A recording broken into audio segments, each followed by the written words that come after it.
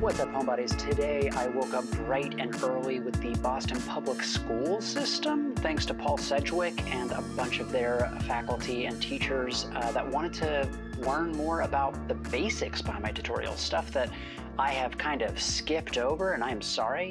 What's great about being part of kind of a global community is that you learn your blind spots very quickly when people go, hey, you just skipped like 6 steps, dude. So that is what I spent this morning doing in a very lengthy and detailed workshop under the hood of OBS, Open Broadcaster software, and I thought it might be good fodder for the community. So why don't we check it out? Before we go any further, I want to give a huge thank you to anyone out there that is an arts educator. You are the reason that I got involved in acting and a career in the arts, so thank you. You do make a difference every single day, and your commitment through this terrible pandemic to still connect with students and still give them performance opportunities is amazing, and I'm really honored to be able to bring my support and any assistance I can to those efforts. So thank you, genuinely. As I've said many times, the technology has not actually met this moment. Everything that we're doing is kind of a band-aid or a duct tape solution because there's no perfect solution, which means there's no wrong answers. So literally, we're all in this together, we're all figuring it out in real time, and there are things that you might come up with or you might try that are different than what I'm showing. Every single time I give these workshops, somebody raises a point or asks a question that makes me look at it a new way. So please fill up those comments with your own ideas, your own experiences, your own suggestions, and your own tricks and tips for how to use some of this stuff. As a rebellious student myself, it felt very fun to give teachers homework. So before we started the workshop, I told everybody to download a series of programs and plugins that I'm going to leave in the description down below. If you want to play along from home in real time, I actually built in a little bit of background to be able to vamp while folks quickly downloaded or installed things that they had forgotten about. So feel free to click on those and keep listening while I kind of set the stage. If you've randomly stumbled on this video and don't know what's going on, I'm Brendan Bradley. I'm an actor, writer, director, producer, and scrappy storyteller. I've spent the last 20 years working in literally every medium and mode of narrative storytelling. I founded the Integrative Technology Lab at New York University, and last March I pivoted hard to combine a decade of producing digital content with a decade of producing black box theater to try to figure out ways to keep telling live stories on stage during the shutdown. This has involved everything from virtual reality avatars to holograms, but today we're going to really simplify it and just look at 2D live composited video using Open Broadcaster software, or OBS. A little housekeeping, everything that I'm doing today is for Mac because that's what I was told these teachers would be using. But if you're using PC, there are many, many people out there that taught me how to do all this stuff on free YouTube tutorials. So please go check those out for Windows and Linux users. Now, if you're opening up OBS for the very first time, it might prompt you to do a system test to really optimize your settings. Go ahead and let it do that. I thought this might happen. If it doesn't, congratulations, you don't have to wait for anything. But while it's running that test, let's take a step back. So much of the ritual of storytelling is really based in physical space. Our role as an audience member or a performer, the ability to control the lights or tell folks where to sit or direct their attention through the story.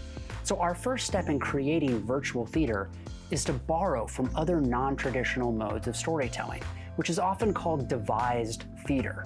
This is where actual storytelling elements are often inspired out of the rehearsal and collaborative process. So in our case, instead of having a traditional rehearsal process where we stand up a show and then culminate in a tech week where we suddenly add all the technical components, we're going to want to introduce the technology as early as possible in our process so we can find all the failure points, all the quirks for each of our cast and crew members, and let those inspire and inform how we tell the story.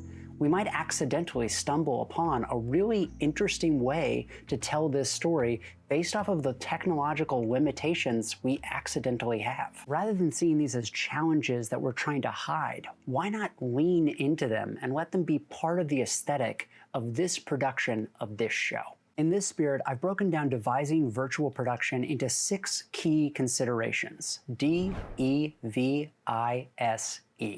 That's for design, environment, virtual, iterative, synchronicity, and engagement. Design considers all the traditional stagecraft elements and how we need to reimagine them in virtual space. The environment is where we're going to house our production. Like a traditional venue, this should be a platform or a mode your audience has the most comfort and access to. Maybe you're using Zoom or Teams. Maybe you have a YouTube channel or a Facebook page. Maybe you want to use a ticketing platform like Broadway On Demand or Today Tix. We're no longer confined to a physical space, so why not have fun with really finding the platform or the environment that serves this story? Virtual is an invitation to your entire cast and crew to see this production not as limited by the technology, but an empowering part of the creative vision. What makes this a virtual production other than the fact that it's on the internet? And how can that enhance this specific staging of the show? Next up is iterative. This considers where your failure points and challenges exist to reliably and repetitively stand up and prototype your rehearsals and performances so you can design and evolve your own best practices. Now, synchronicity is the secret sauce, that liveness we all miss. How can your performers and audience be aware of each other in the moment to capture that magic that all this is happening in real time? And finally, engagement considers how you're going to interact with your audience before, during, and after the show. What will their role be in the show itself? How do you get out the word? How do you prep them before the show? Will there be a chat, audience participation? Are they just a spectator? Is there a stage door or a lobby? And how will you follow up with them after the show to convert future attendance, feedback, and revenue? I highly encourage you think about including your students in all of these decisions. Look, we're all living through a very uncertain cultural shift in how we watch and participate in live storytelling. So why not let the students bring their passion and creativity to challenges that even Broadway hasn't solved yet? Now, at this point, I've probably vamped long enough for OBS to be up and running. So I'm going to share my OBS on the screen, and I hope that yours looks pretty similar. So in the top center, we have our preview of our scene, which is currently black because nothing has been added yet. This is our stage, if you will. This is what the camera sees. On the bottom, starting from the left, we have a column of scenes. You'll see one default scene there. Our sources, which has nothing there yet because we haven't added anything. Our audio mixer, which is empty because we have no audio yet. Scene transitions, which has a default fade at 300 milliseconds. And our controls to start streaming, start recording, start virtual camera, studio mode, settings, and to exit the program. Going back to that first column, scenes are OBS's word for cues. This is where we will design and build each cue of the show that we want to switch between. So let's go ahead and add a new scene with this plus symbol in the bottom left corner. And let's name this scene Webcam. Perfect. Now within this scene, we can click the plus symbol under Sources to add a source to this scene. This can be anything, and as you get more comfortable, you can combine or mux together a variety of layers and sources to make dynamic visual and audio cues. But for now, let's just scroll to the bottom of the list and grab Video Capture Device. I'm gonna name this My Camera, hit Enter, and from the Device drop-down menu, I'm gonna choose My Web Camera. I like to use the preset of High, and then I click OK. Boomtown. So now we have a video capture source inside of our webcam scene. The selected scene has this red border around it, so I can click and drag to change the scaling. I can move it around for the position. I can even hold down the Alt or Option key and drag from the sides to quickly crop it as needed. Not bad. Now, if I control click or right click onto the source, My Camera, down at the bottom, I'll see filters. These are a variety of built-in effects for audio and video that you can apply to your video.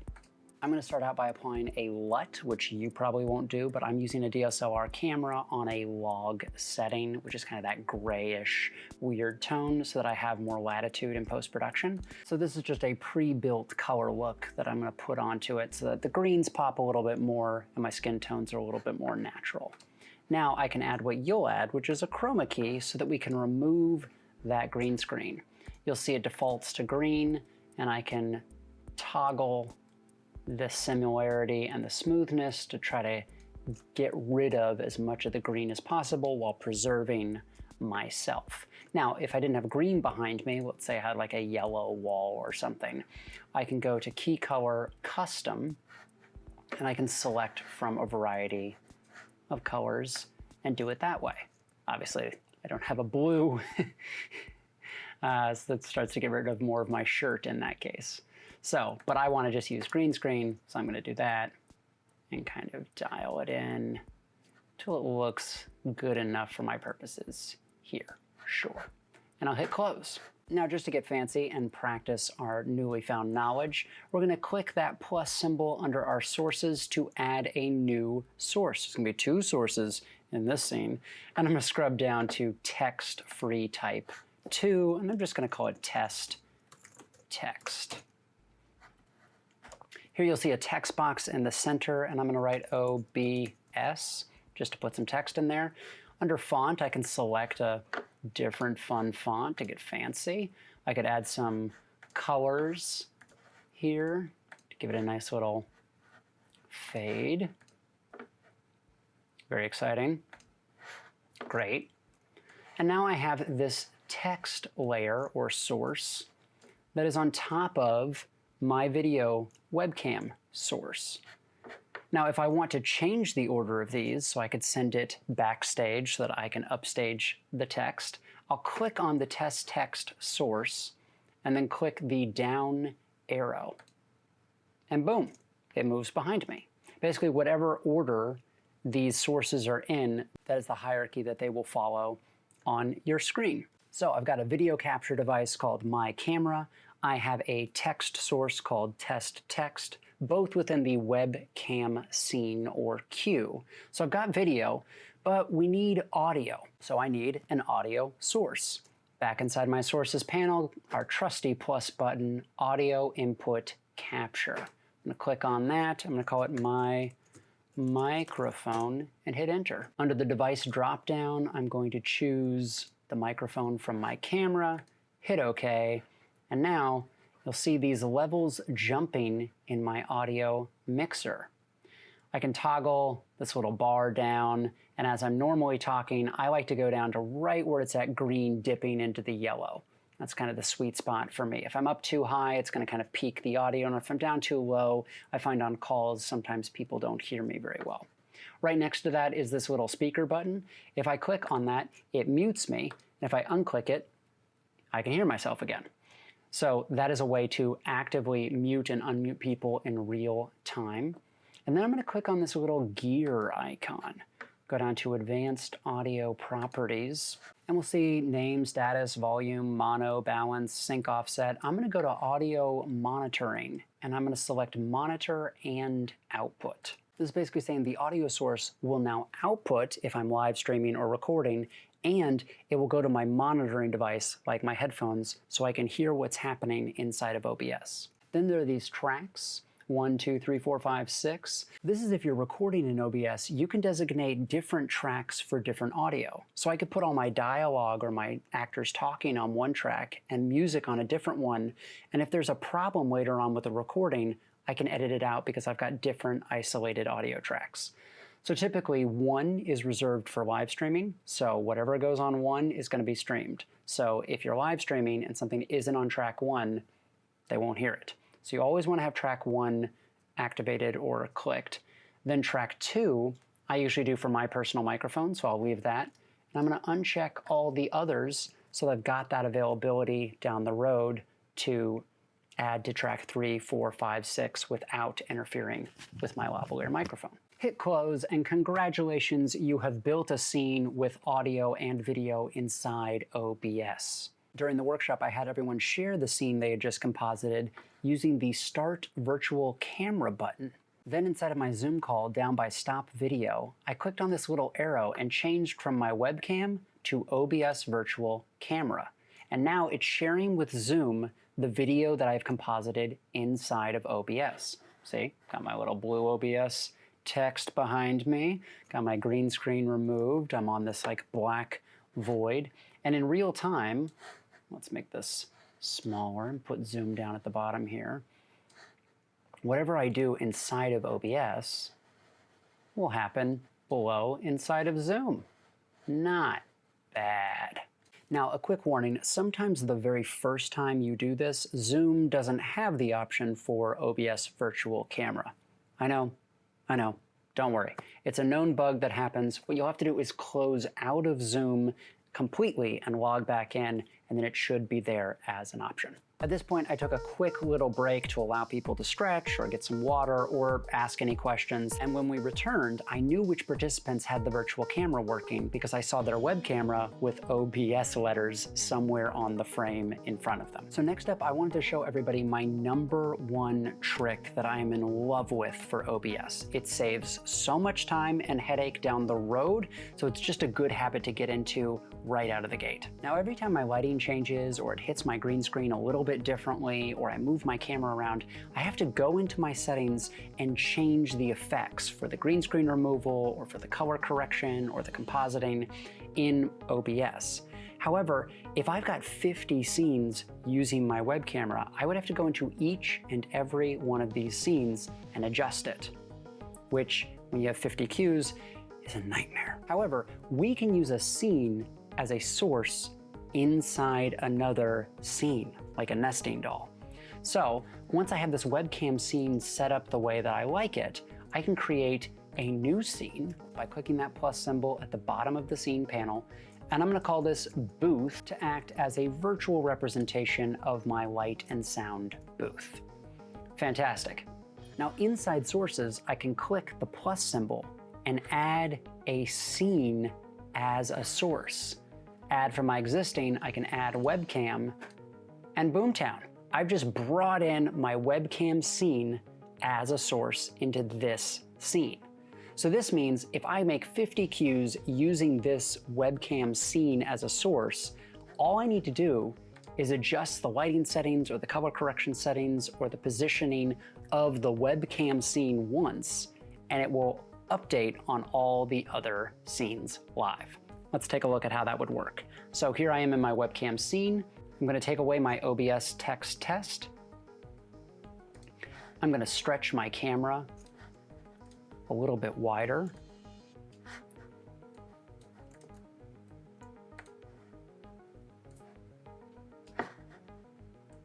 So that I fill the frame. And then see, my green screen isn't totally perfect here on the edge. I can still see a little bit of discrepancy in the color.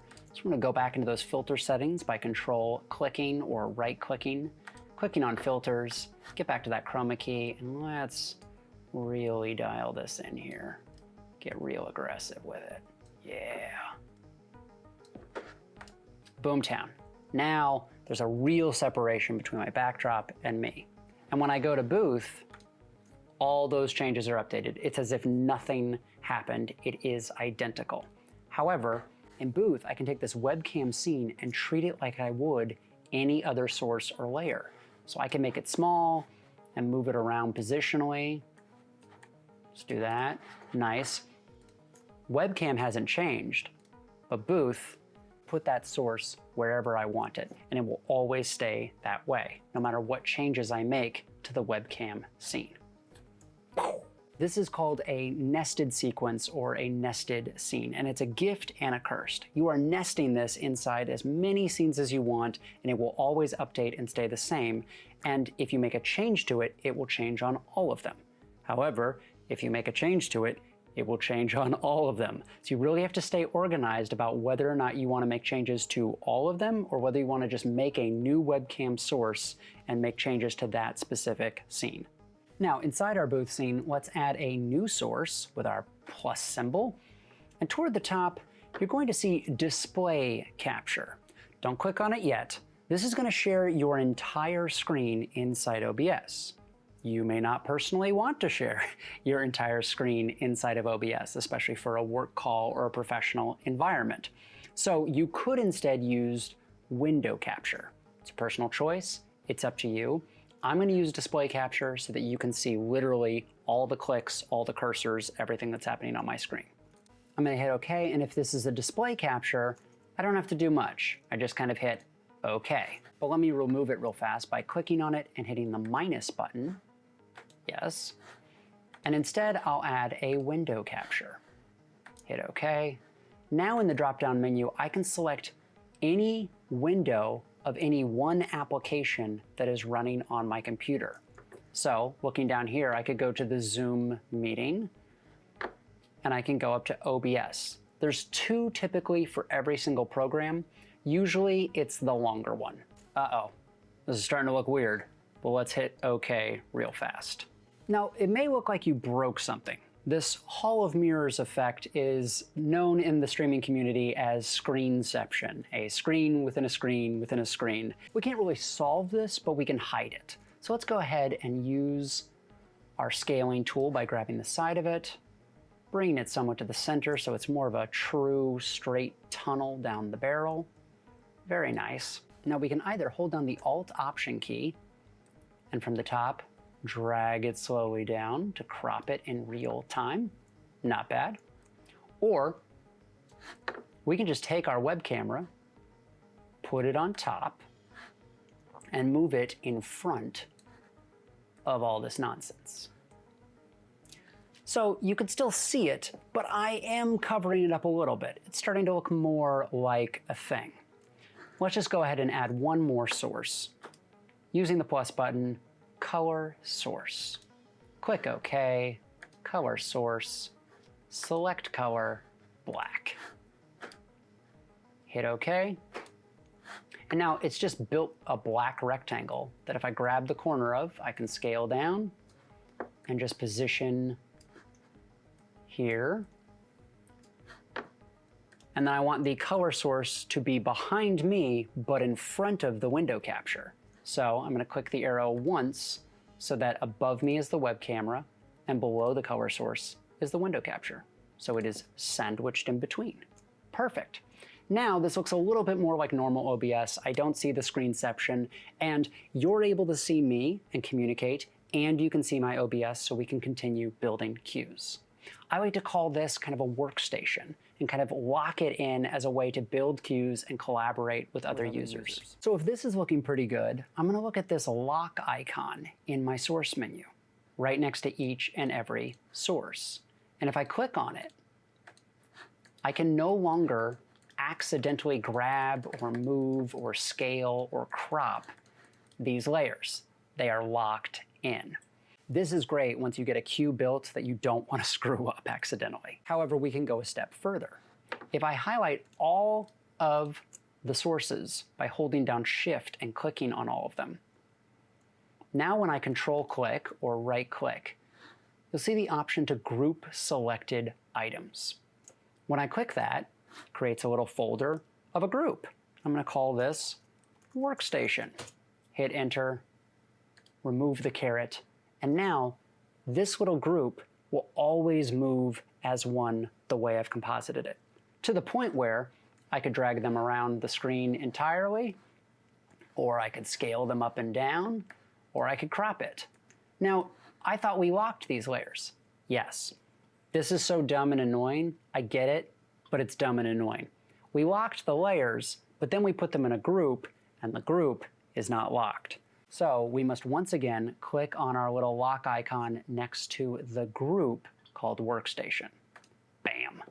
Now, this is locked in and will not change. Cannot accidentally click on it or alter it unless we unlock the lock. Now that's a lot of information, so I plan to take another break to be able to ask or unpack any small questions about what has been covered. In the meantime, everyone has now successfully built 2 scenes or 2 cues, webcam and booth. And if they click between them, you can see there's this quick little crossfade transition that's built in. If we go over to scene transitions here, we see that it's on fade at 300 milliseconds. If I add a 0 to this, to be 3000 milliseconds, I can see the difference in the crossfade. Not bad. So already, out of the box, I can look like a professional producer just crossfading between. I could also change this to cut, and it would just be a hard cut. I can also add a bunch of other transitions that I'll let you unpack on your own. But for now, I'm gonna leave this at the default 300 millisecond crossfade. Okay, cool. We've got video, we've got audio, we've got screen capturing, but what if I want to add music or video? That's just another source, and you're a pro at that now. Go down to our trusty plus symbol and add a media source. From the dropdown, let's call it music. It's going to allow me to browse my computer for the desired file. For funsies, I'm just going to go to the search bar and I'm going to type .mp3 and grab a random MP3 from my computer and hit OK. Now, we can see the levels coming in, but I don't hear anything.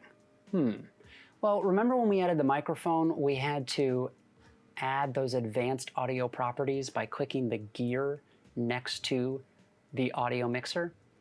Go into those advanced audio properties, and remember we have to change it from monitor off to monitor and output. And now, sweet music to my ears.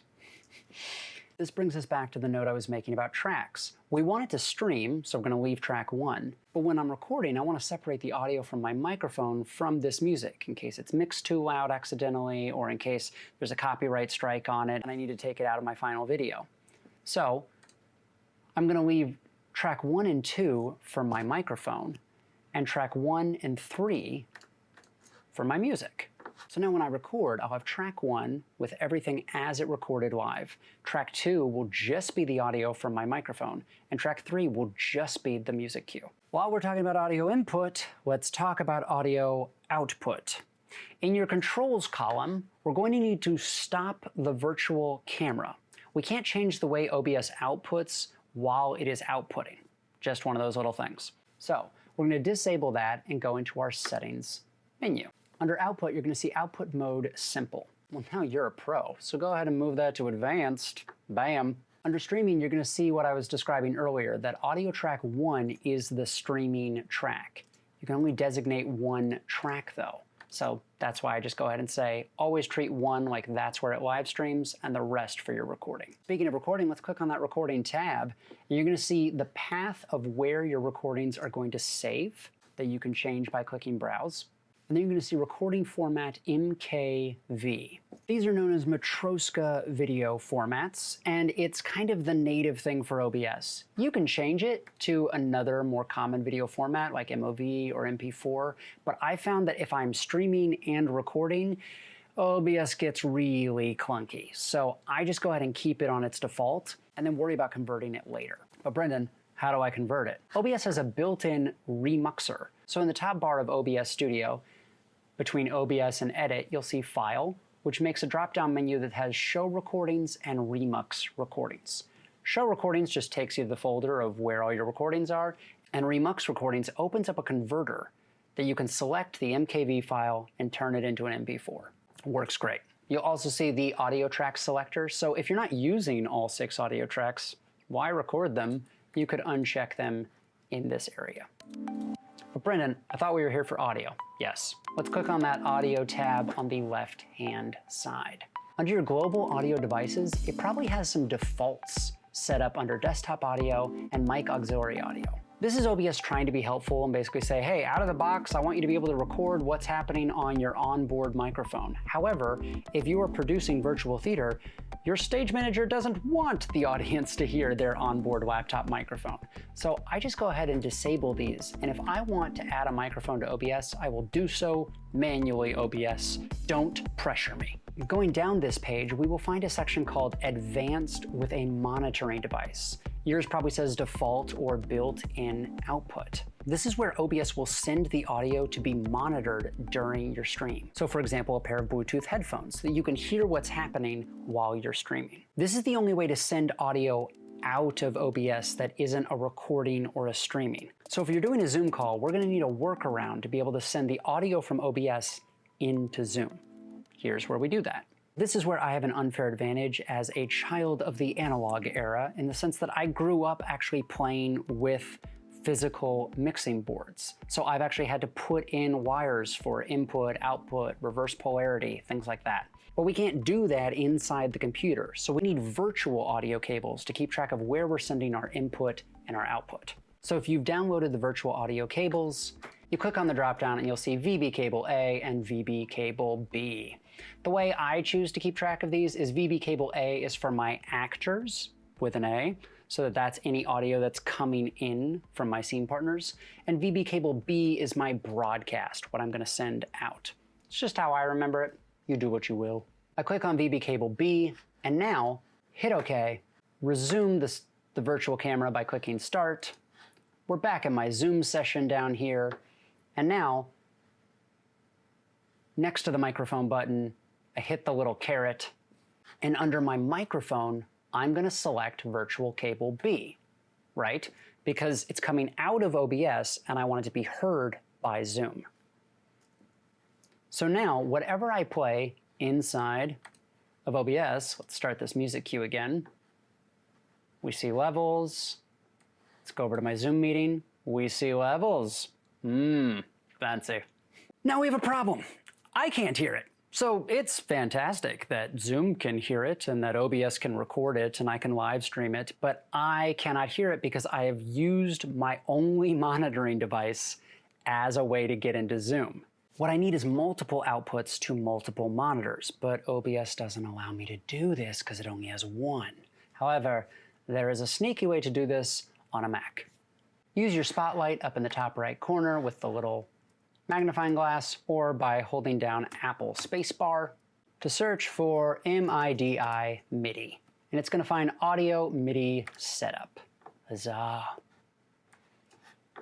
Down in the bottom corner here, there's a familiar symbol that we've come to love, the plus symbol. We click it to create a multi-output device. Excellent. So I'm going to click that, and I can name it whatever I'd like. We'll just call it multi-output device for now. And you'll see it's got my Galaxy Buds Live here, so that's what I'm listening on. And then I'm going to say VB cable B. So now it's going to both of those sources when I output to the multi-output device. Go ahead and close that out, get back into OBS, hit the settings, go back to our audio tab on the left side, scroll down to the advanced, and instead of VB cable B, I'm going to monitor to the multi-output device. And now, OBS is sending it to the multi-output device, and the multi-output device is sending one side to the VB cable B to go to Zoom, and one side to my headphones so that I can hear it. Huzzah! Now, this will sometimes cause your Zoom to do that like echoey death spiral thing. The only way I know to get around that is if it starts happening is to hit mute and come back again, or disconnect and reconnect. I'm sorry, but you know, we get what we pay for, and so far, all this has been free. Oh, that's not true. We gave the virtual audio cable people like $5 or $10 as a donation because they made a thing that we can't make. So, okay, it's $10 and sometimes it has problems. I'll take it. So I know I have thrown a lot at you and fast. Hopefully you can go back through this video step by step or pause at certain sections if things are unclear. But there is one more thing I want to unpack. You see, everything we've now built is just for me solo to perform to you, an audience, either recording or live streaming or porting it into a video chat using the virtual camera. But this leads us to the #1 question I get from the theater community: how do I add scene partners? Which, when I explain and tell them there's a lot of different solutions and there are ways that you can really buy your way out of these problems, they say, yes, I have a second question. How do I do it for freezies? So the quickest and the worst way to do this is to just do what we've already done with OBS. Go back into our booth, add a window capture, and this time, instead of selecting OBS, we saw it before, we'll use it now, Zoom meeting down at the bottom. I click on that, and now it's going to give me that same spiral of death. But if I was in a Zoom meeting with other people, it wouldn't do the screen-ception thing. It would just give me their video, which then I could take the corners, Alt-Option, and kind of clean it up and go, yes, I want to take this section of the screen. That's nice. And then I want to put it over here. And then all of a sudden, I've brought myself onto stage with myself. You'll notice there's a slight delay, but it's not bad, and it works in real time on pretty much any video chat or any application you might be using, because you're just screen capturing what's happening on your computer. This is great for video, but how do you get the audio? Good question. So we're using VB cable B to broadcast into Zoom. We've still got VB cable A, or the actor cable, to bring things out of Zoom. So I would go into Zoom and change my speaker to VB cable A, right? And that's going to take the audio from Zoom into wherever VB cable A goes. And now, you guessed it, plus symbol under sources, add an audio input capture of cable A.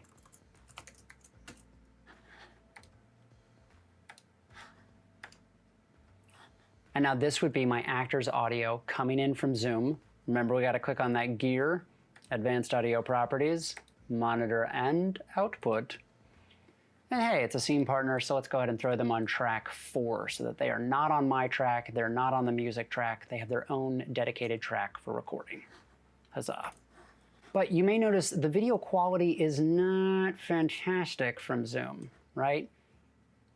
Even though it's not having to go very far because it's just on my computer, it's still kind of breaking down pretty quickly. This is because very reasonably, Zoom was not meant to be a television broadcasting company. It's meant to be a video chat and optimizing video connectivity for all of us on very, very weak internet signals and Wi-Fi. So Zoom is prioritizing the connection, not the quality. So if you're going to try to remove a green screen off of a Zoom call, it's gonna fall apart very quickly, and you're gonna do those weird things where people's noses get cut off or their hair disappears, and it's just not fun. So we're gonna click on our window capture and hit minus, click on our cable A and hit minus, put our Zoom meeting back to normal so that on our next call we're not confused, and I'm gonna take you to one more place on the internet. And for this, you're gonna need your smartphone. We're gonna go to OBS.ninja. Share on the screen recording here for now. We're going to add camera to OBS, and it's going to ask for permission to your microphone and your camera. You will allow it, and you'll see you can set your video source or your audio source, and then there's a giant button that says Start. Now it's going to open up a browser window that shows you what your camera sees, and there is a URL at the very top in green, also in the web browser. Now the trick is this is just a randomly generated URL. So you could use that URL, or you could generate your own by just going to OBS.ninja /push equals whatever you want, something like Brendan's phone, and it's going to take you through the permissions for your camera and microphone once again for this new link. Hit start, and now you're effectively sharing whatever your phone hears and sees to this URL. So don't give it to somebody you don't trust, but know that this is an easy way to basically hack in and see a live feed of your actors. But how do I see it? Here's where it gets really interesting. We're going to go on our own web browser to that URL, OBS.ninja /?, and push is how we push what my camera sees to the internet. So how do we view it? We type view equals Brendan's phone, and you will see a large play button.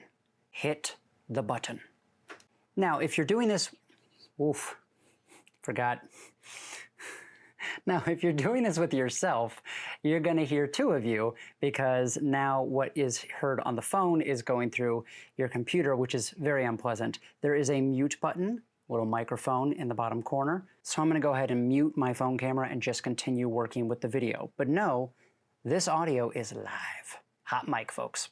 Now back inside of OBS, we can add a source, and you'll see this handy dandy browser source. Don't touch it. If you're on a Mac, this is a known bug. Some versions it works well, some versions it does not. If you add a browser source to OBS, it crashes and you can't reopen it. And it is a nightmare. And you have to delete all your former sessions and all your former scene collections, and it make cry. So I just stay away from browser sources. I'm sure at some point this will get fixed, but anyway, just know, do not hit browser source. But we've learned how to capture the window of a browser and bring it into OBS. We're pros at this. We'll go down to Window Capture, add a new window capture, and look for our Chrome OBSNinja setting. We bring it straight into OBS, and now I've got what my phone sees going straight into OBS. But thanks to the lovely Steve Seguin, we can actually go one step further. He was frustrated with the whole OBS browser situation for Mac, so he built the Electron app for OBSNinja that is in the description down below. That's a simple plugin to be able to bring into your browser and open up an OBSNinja session. Boomtown. So now in your applications, you will see OBS and OBSN for Ninja. The Electron app opens with this incredibly sleek little navy box that just allows you to do a few things. However, it does not come with its own taskbar at the top, no file, edit, help section. Instead, you have to control-click or right-click onto the navy area, and it will give you the options for go to homepage, reload, open new window, resize window, always on top, and close. I always turn off the always on top because once I have my actors in, I don't want them clogging up my desktop experience. So turn that off. But if I have multiple actors, I'll need to open a new window so that I can bring in multiple instances of OBSNinja. Close that for now because we've only got one. And you'll see it's already filled in OBS.ninja / view equals, so I can easily just type in either the randomly generated letters and numbers or the name that my actor came up with. In our case, Brendan Phone. You'll also see that it says audio output destination. This allows me to go straight into that VB cable A to send my actors directly into OBS and keep all of their audio on the same virtual cable. Nice and organized. We hit go and voila! I am inside of my computer on OBSNinja. Now I can add this window capture from my dropdown as OBSN1. Could that possibly mean there could be 2, 3, 4, 5, 6, however many until your computer crashes? Yes.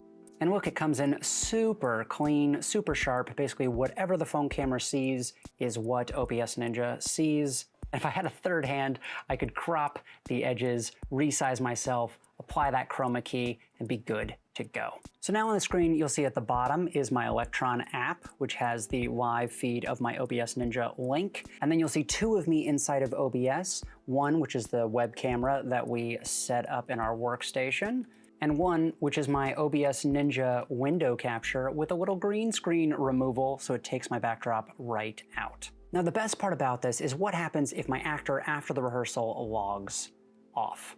Goodbye. It's going to freeze the image and eventually go black, or rather navy blue. Samesies. But the layout, the compositing, the chroma key, all the settings I've applied, save. But you'll notice that even though my phone is offline, it still maintains the cropping, the position, the chroma key, so my scene inside of OBS remains unchanged. This means that if the actor logs back into that exact same link every time, wherever you've composited them for the cue, they'll pop right back into the scene, as long as they keep their phone camera in relatively the same position that you originally rehearsed it. So for example, I'll log back in, sharing my camera at the same OBS link, hit start, and we're right back in business. One final little cheat for your actors: it can be very difficult to just act with yourself, and we get very self-conscious about how we've trained ourselves to kind of act at the camera for vlogs and social media content. So what I like to do is have a group chat that the actors can log into and actually see each other on a secondary camera and see the final composition. So for example, you get them on their secondary device like a laptop, off camera, of course, where they've logged in and they can actually connect with and see their scene partner and act off of them, and just forget about the audience camera for your compositing. Similarly, if you want to stay away from Zoom, OBSNinja does have a group chat feature that you can log everybody into the same room and choose what videos are seen when. Okay, so we have covered so many things, but hopefully that stopgaps some of my previous tutorials with like, wait dude, you skipped 6 steps. Hopefully those are the 6 steps to catch everybody up on the basics of how I'm using OBS to build and run cues with live virtual scene partners and my own solo performance, live streamed, recorded, and ported using the virtual camera into platforms like Zoom and Google, what do they call it these days? Chat, Meet, hang, see friends, and perform? Who knows? So now rehearsal is over, we've done all this work, fantastic. How do we save? There is no official file save feature up in OBS. However, all these scenes are being organized in what is called a scene collection. So we can add a new one, duplicate it, rename it, remove it, import, export from the top, and then it keeps the ones open here. You can see I've got this one, an untitled one, which is kind of my general meetings, and look, I'm working on a musical. Whoops. At the end of every single rehearsal, I like to go to export. Rather than saving this where OBS wants me to save it, I choose to save it somewhere different. That way if something happens to my OBS, like a bug or a crash, or I have to reinstall everything, I don't lose all my scene collections. It may seem like overkill, but I do this after each and every rehearsal, is I just go ahead and export out the most recent scene collection. It takes a few seconds, and this way if you do have a bug or a crash, you have only lost the most recent work and not all of the work, which happened to me the first few times, and it is very sad. I like to give it a name like Midsummer or the name of your show, rehearsal, and then I like to put the date. This way I always know what session that was and can go back to it pretty easily. At any time if something goes wrong, I can reinstall OBS brand new, clear all the old stuff off my computer, and find it by importing it from the scene collections. Look, OBS is free, we get what we pay for. It does crash and bug a lot, but that's because they're constantly seeking to make it a better piece of software, which gives you more perks and bells and whistles and benefits. So it's kind of one of these things. If you do have a crash at any time and you need to wipe OBS from your machine, there's a little bit of a tricky thing you need to do. You can't just delete OBS the application, because OBS Studio, the folder and library, remains on your computer most of the time. So in my experience, what I have to do when I want to reinstall OBS is delete the application, and then in my Finder, go up to Go, and hold down the Alt Option button to reveal this hidden library. Inside of there, I go to Application Support, OBS Studio, and this is the folder I would drag to the trash to fully delete OBS from my computer. Then when I open up the new OBS, I can import the scenes from, again, that outside folder that I keep away from OBS for this very reason. This is all the way that I duct taped all this together. You might have a better, more organized version, and I welcome any comments, thoughts, ideas, insights, tips, tricks in those comments down below, or just hit me up on social media because I'm always looking to learn. I really appreciate you navigating this with me, and also for making theater in this moment. Thank you for keeping me inspired and learning and connected, and now go create something.